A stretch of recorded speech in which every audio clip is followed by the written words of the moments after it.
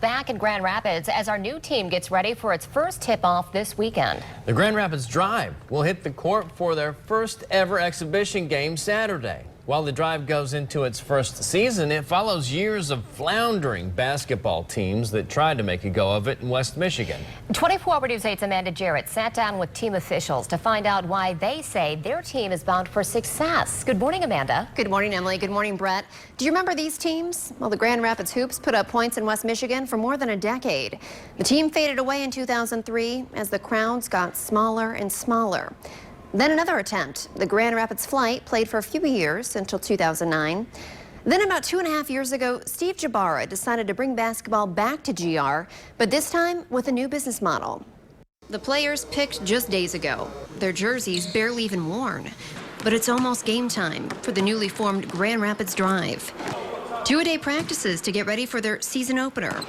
Team president Steve Jabara says it took some convincing to make this team a reality. At the beginning, it was kind of me and my team, telling everybody that, yeah, this is going to be really great, but it was difficult and tough. There had been a lot of sort of fly-by-nights come and go and non-affiliated teams and whatnot, so getting that message across was key. What will keep this team on the hardwood here in GR? Jabara says the NBA support of the Detroit Pistons. Pistons are on the up and up, hopefully, and it's just having that parent club backing, not only with staffing and support financially, but just decision-making. Local ownership with the basketball decisions coming from the Pistons. Besides their status as an NBA D-League team, Jabara says they have a solid business plan.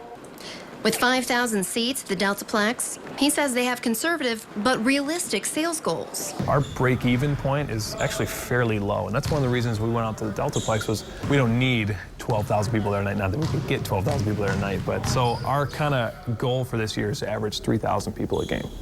Average in the league is like 3,500. Jabara says for season one, that should be easy. There's always a lot of buzz around the launch of a new team, but their biggest goal? To fill the seats for season 2 and beyond.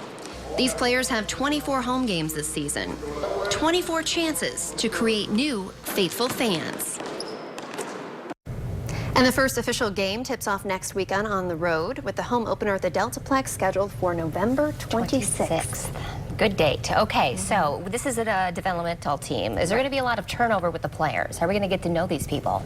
Yes and no. Okay. I mean, the coach was telling me a couple weeks ago that that's the whole goal in this, is they want to help these players hone their skills. They want to see them move on to play in Europe or hopefully the NBA. So again, they're helping them grow as players, and the coaching team, the coaching staff is growing as well because they're all new. So we may see a bit of a turnover, but it's going to be a positive thing, and then we'll get some new fresh talent in as well. Cool. New guys. All right, so as far as the tickets are going, they're selling pretty well right now?